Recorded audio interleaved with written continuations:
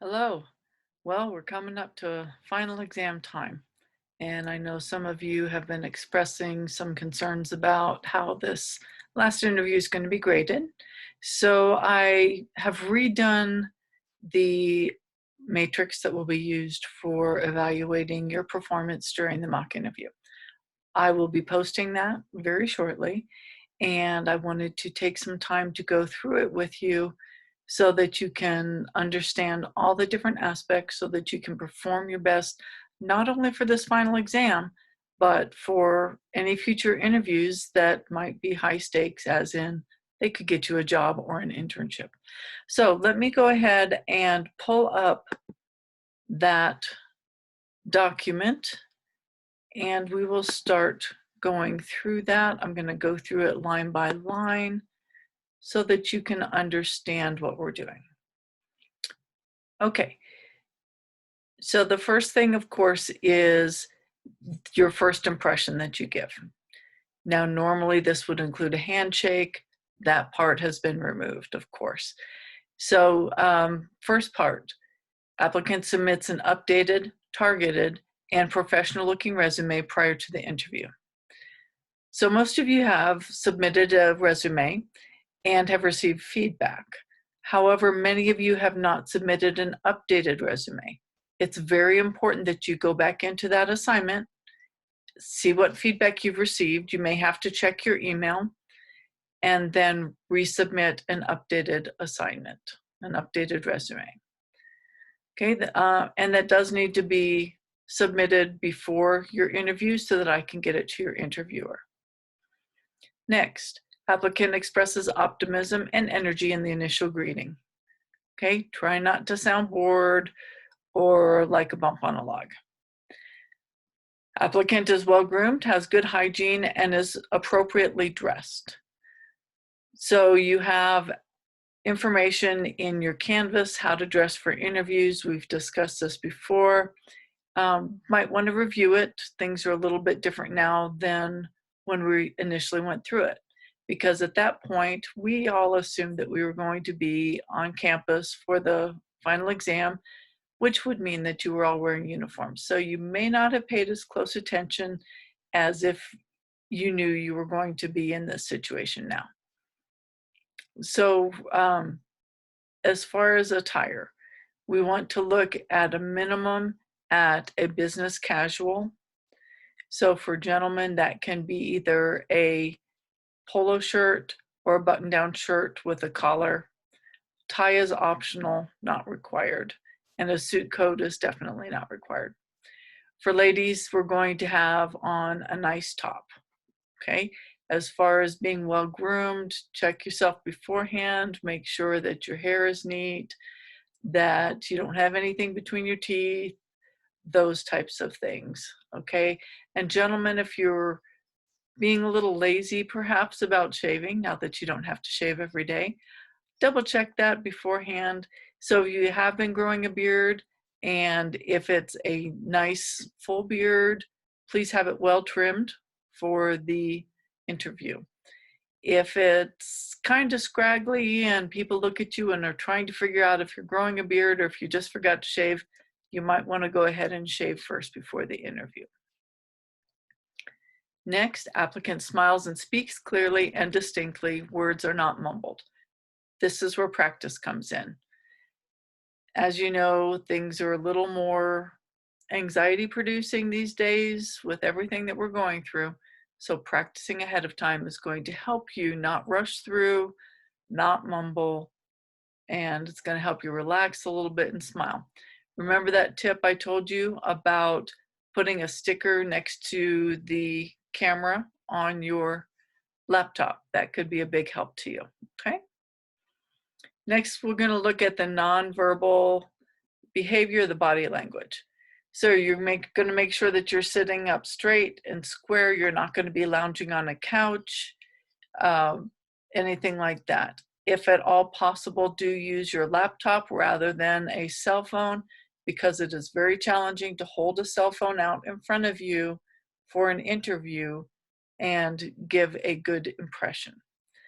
So when we talk about openness and receptiveness, that means we're not kind of sitting here like this. We're not, leaning back like we're trying to get out of the situation. Okay, so we're sitting up tall, and we're paying attention here.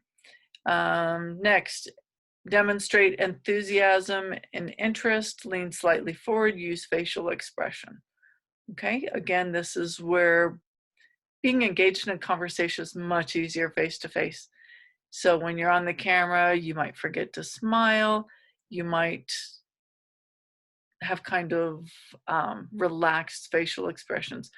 Try to be as engaged in the virtual interview as you would be in a face-to-face conversation, okay?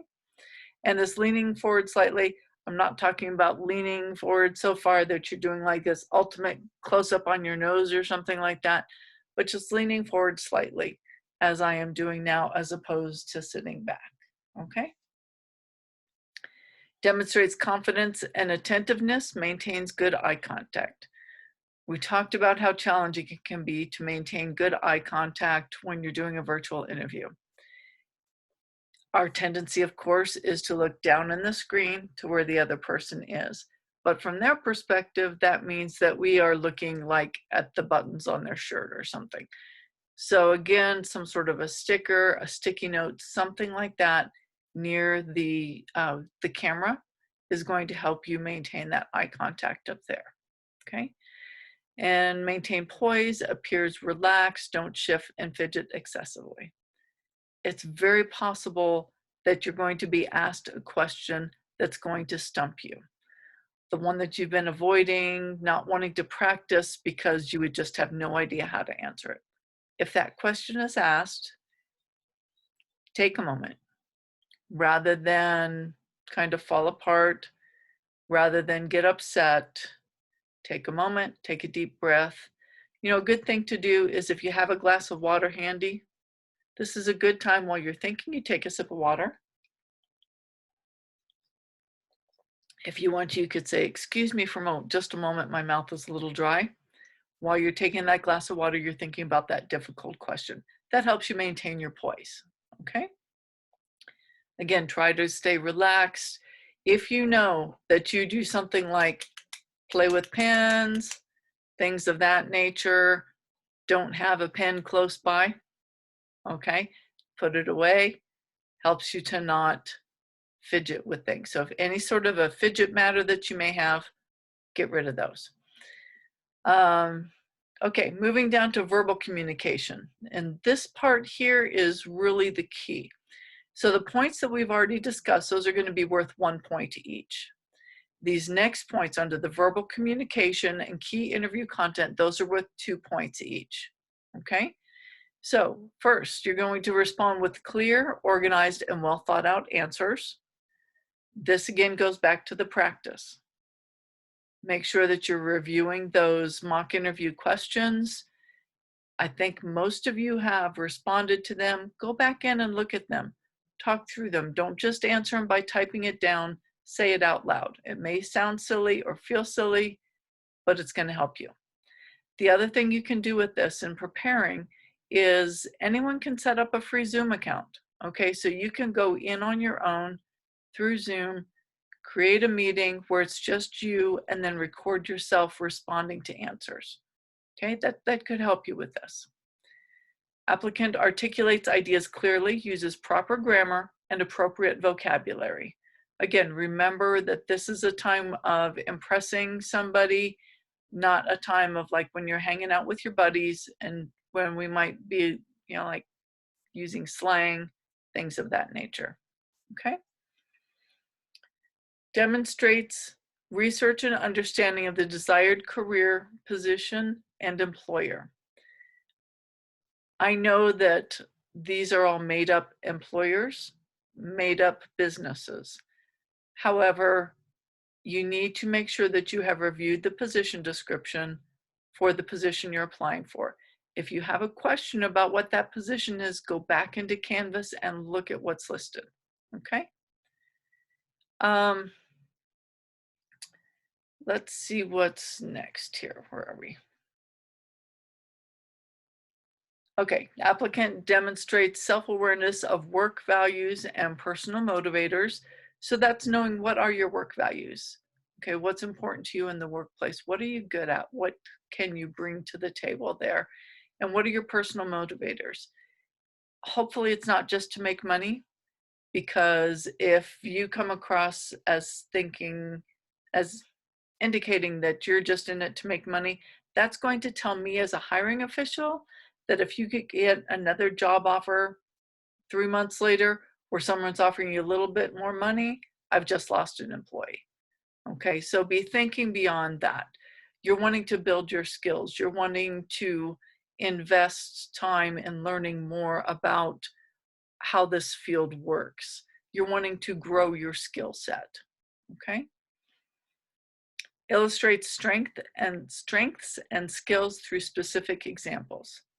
Okay, we've discussed this before. When you're asked, say, teamwork is very important here at the work site, tell me a time you've worked on a team.